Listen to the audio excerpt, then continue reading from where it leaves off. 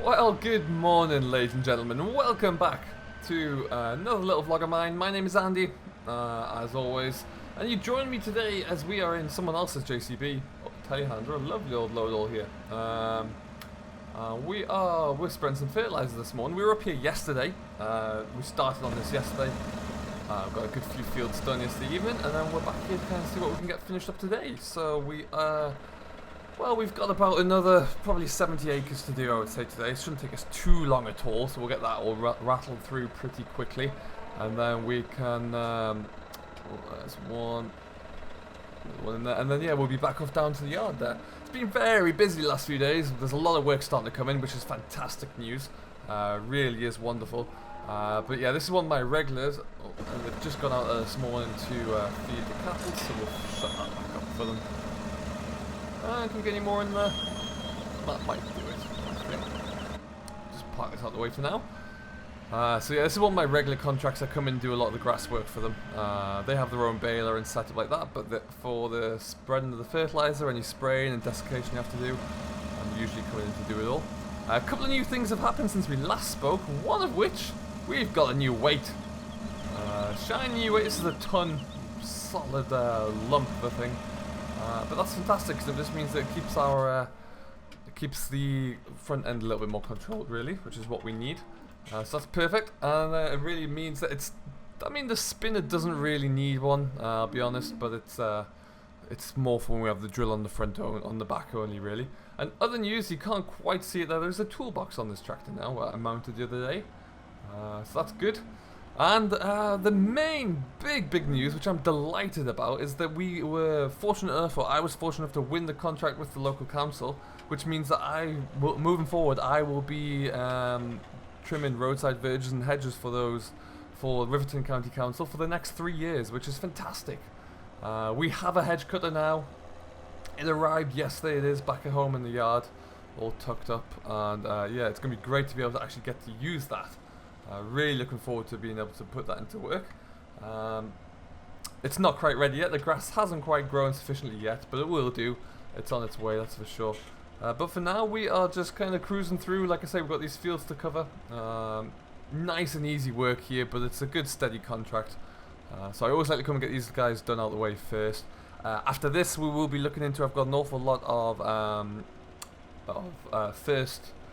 pre-immersion herbicides to put down on the spring crops a little bit further south of here, and also on my own barley, which we've managed to get those 2 fields ploughed and drilled, so they're out of the way for now. The weather's been quite good for us, which is fantastic news. And then we'll be looking to get in further with the pre and post emergence on those in the next few days. So or definitely the pre-emergence. Post-emergent herbicide fertilizer will probably go on in about a month, I would say, give or take. See how it goes. But at the moment we're having a great spring. It's really dry so far. We are due some rain in the coming weeks, I think, but it hasn't arrived yet. So that's one thing. Now what we're going to do here, let's just get my GPS set up properly. That's perfect. Okay, and then there's our first beep to say we are on track, and away we go. Having GPS rigged up to the spinner is wonderful. It makes everything so much easier. We're yet to really need variable rate, but it is something that we have in the armory, so to speak. So we can bring that in as and when we need it, really. It just means that you get such a reliable spread across the whole field. And then when we do bring variable rate in, if the farmer in question has done soil and field analysis, then we know the soil conditions in each area of the field, so we know what we need to put down, where we do need to put it down, where we don't need to put it down, which is perfect, really. So we'll see. We're going to continue with this. We're going to keep pushing away. We've got a couple of fields to do here, actually, so we'll be anxious to get those all covered. If we can get those done this morning, that would be ideal, because there's a slim chance that we might go pick up a mower. I've bought a second-hand mower, not a big one, just a small one, with the hope that we can get some more grass work. I'm looking at trying to get into, there's a bit of a haylage market, and I'd love to try and get into that haylage market myself. You know, buy and sell hay bale, or where possible, bale hay for, there's a lot of horse customers like small baled hay. and not a lot of people have that kind of equipment. So we're looking to see if we can try and find that. At the moment, we don't have any of it. Of course, we would have to try and source it all. But the first thing we'd need to do would be to source a mower, and then perhaps a tedder and a set of balers to go with it. There are a few older big balers around, but I don't know if I want to go down that route quite yet. We might just go for a mower and a baler to begin with, because I can also get a bit of straw work with that as well. So that's the current thinking. But we will see on that front. But yeah, the mower is the first stage, and so we can go and pick that up any time. Nice, and it's not a big mower by any stretch, but it's sufficiently big enough that we can really get some great ground, get enough ground covered really. So, like I say, we'll have to watch this step, see how that progresses. But first things first, we'll go and pick up the mower, and we'll take it from there. But yeah, if we get all this done today, I'll be happy, and if we can get that mower picked up, and then we're going to have a look at the hedge trimmer we bought as well. So we're going to keep cracking along here, and see how much we get done, and we'll come back to you later on in the day. Alright then folks, we have got another 3 fields done, and we're just going to shut the gates here. And then it's back on over. We need to go and put a little bit extra into the hopper. We've got about 1 field left to do actually, so it won't take us too long to finish up. Still a bit of a cloudy, misty morning though. The mist is really drawn in. It's supposed to get out this afternoon though, so we'll have to wait and see if that actually materializes. But we will wait and see. Onwards we go. We will, once we get those other little errands done, we're going to put the sprayer onto the back of the tractor today, because we have a few, as I mentioned, a few contracts we need to go and start spraying on over the course of the next few days. So we'll get all that hooked up and back to the yard. I've got a few little yard jobs to kind of sort out and tidy up. The usual kind of thing really for middle of spring. There's no one coming there. But first, yeah, I think we'll put just 1 bag in here for now. That should be sufficient, and then we'll get have a crack at that final field there.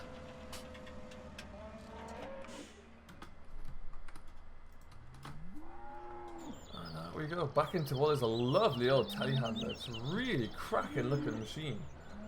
It's, I mean, this must be the best part at 25 years old, and it's immaculate, absolutely stunning.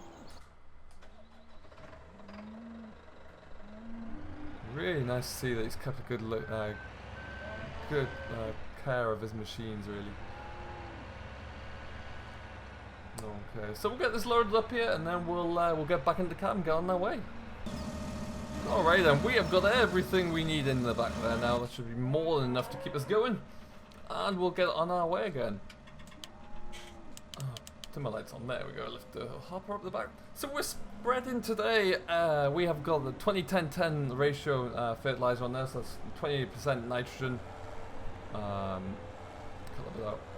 So that's nitrogen, phosphate, and potassium in the back there. And all this will do is really give a really strong kick to the grass that's just starting to come through, really.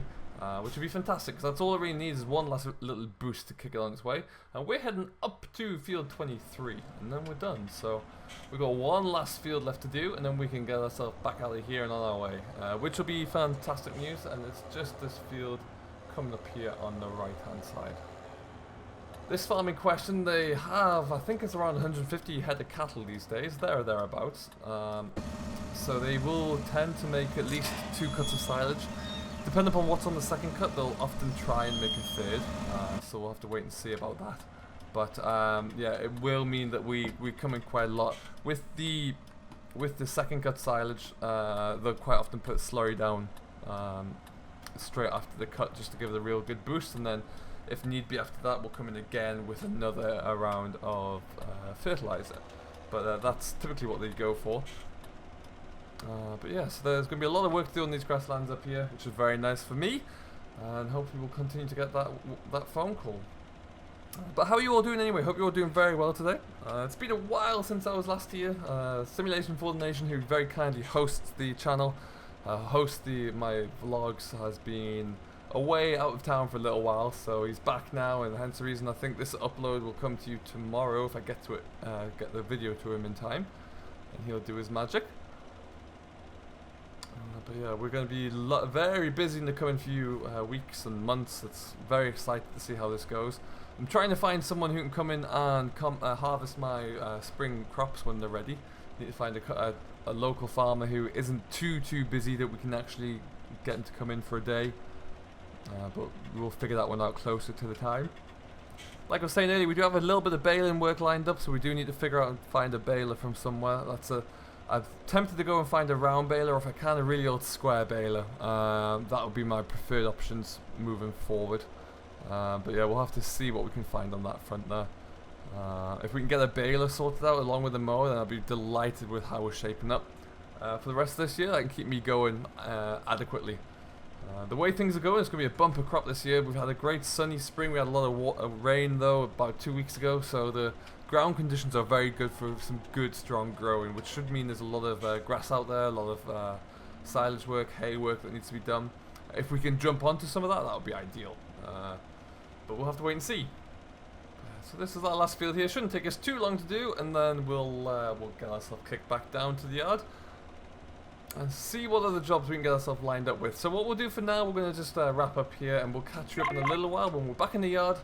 We'll have a look over all of the new things we've got waiting for us in the shed, and go and pick my new mower. Welcome back, ladies and gentlemen. We have, about half an hour ago, we finished up spreading the last of the fertilizer. Went back to the yard, dropped off the spreader, and we're on our way to pick up our new, well, new to us at least, mower. Once this little old truck decides what it's going to do. And yeah, so we are heading up to a neighbouring farmer who has, I think they just upgraded their mower, to be honest. I think they got a newer version of the model we're going to pick up. So we're going to take that, and then we'll, yeah, it should be a great little addition to the fleet. And we'll look onwards from there. So it's quite a few years old now. I think it's about 7 or 8 years old, but it's been serviced frequently. All the bearings are tight as a drum, which is great. So it's all looking very good, actually, very well looked after, which is the first thing I always look to. And when buying kind of second-hand equipment, a lesson I was always taught was kind of just have a look at the other equipment around in the yard when you're there. Because if that's all looking good and looking clean and tidy and well looked after, then there's a strong chance that the piece you were looking to buy was this kept in the same condition, which is very true about this farmer over here. So we, like I say, it is a Pottinger mower, and they have upgraded, so we're going to take the old one away. It's all been paid for. We just literally have to come in here and pick it up today. Oh, the gate's shut. So we'll just pop out and open up the gate.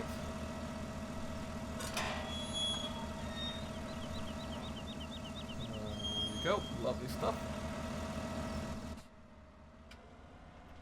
I believe it's still where I saw it, around the back corner here,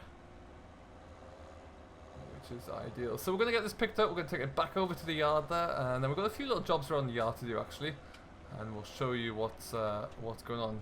So you can see we're taking the one on our right here, and this is their newer version. So yeah, they've just decided they want to get rid of the old one, which is fantastic news for us. Didn't pay a great deal of this for this, paid a little over £5,000, which is, you know, for what we're going to get out of it, I think that's good value. We should certainly be able to get a lot of use from it moving forward. Next thing we need to do is try and figure out how we're going to find ourselves a baler, really. I think baler first will be the best option.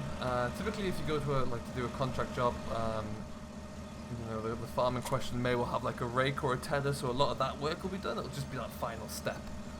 So in this case it will just be the baling that will be required.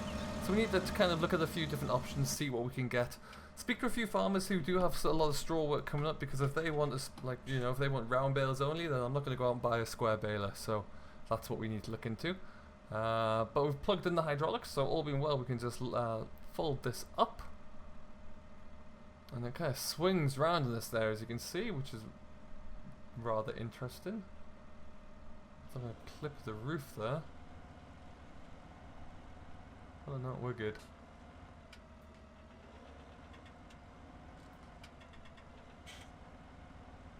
Excellent news. Alright, onwards we go. So we're going to take this back on up to the yard here. We'll have a look at the back of the yard and we'll see what we've got. We also need to, like I say, there's a bit of tidying up around the yard we need to do, and then we also got to hook the sprayer on, get ourselves ready to go and do some contract work. The traffic coming through Riverton here is never easy. I just don't know where they all come from. They all get bottlenecked up and slow us right down through here. Always the same. Sadly though, if I go around about, it's going to take me a long time to get back to the yard. So we'll have to stick with it, grin and bear it, as they say.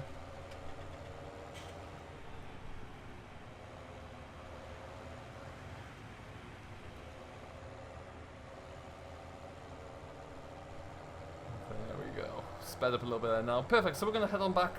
We're already just up the road, as you know, and we'll have a look at this when we get back into the yard. Okie dokie. Just like that, we are back.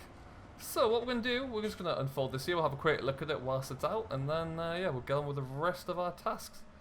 So, yeah, we'll just get this unfolded. And let's have a look, see, shall we?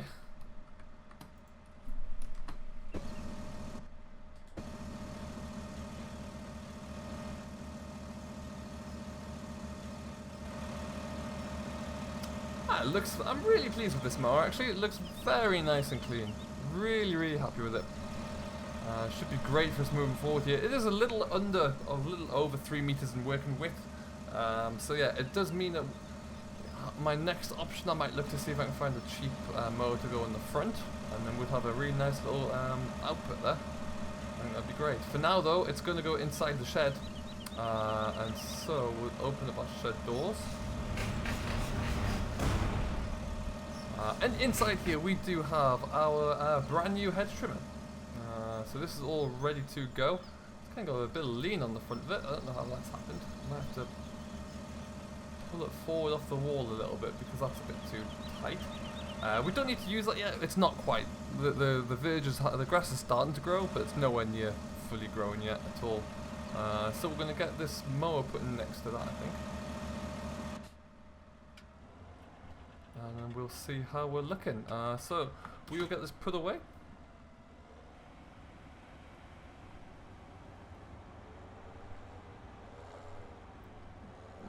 My shed's starting to fill up here. I need to take those seed bags off the side of here, and then we get that trailer taken out because we're getting a little bit full.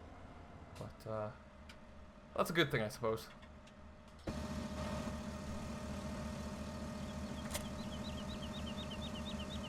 Okay, excellent. So at this stage we are going to leave this here. We need to go and get our sprayer hooked up, and we need to get out there and go and do some pre-em spraying for some of our contracts. But we also, first of all, we're going to unload these seed bags and put them onto the shelves there somewhere.